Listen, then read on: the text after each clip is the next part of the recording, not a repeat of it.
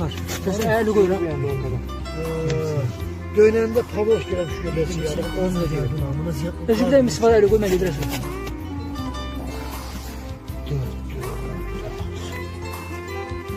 Ne girmişsin? Göz. Sen var Mehmet'e. Göz.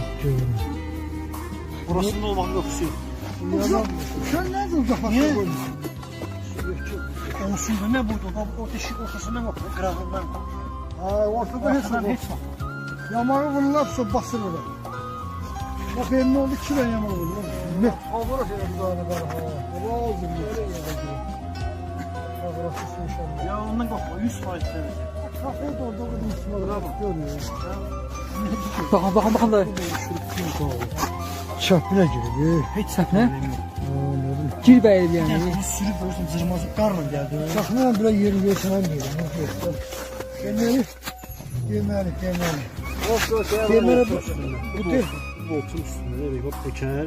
Vuran boltun üstünde. Ahlı şey de öyle ne ki bir ay yok yanın yanında terzine. Şu sürdüm. Zırmazsa görürsün. Ah hepsi var. Karın üstüne geldi. Var mı böyle? Mehmet'e sayılır. Orada topla gökyüzün gelsin ya.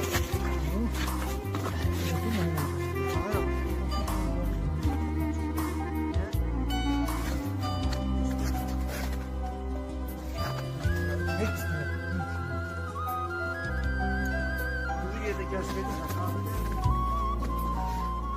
Dağlardan maşinisten yoktu bir maşin.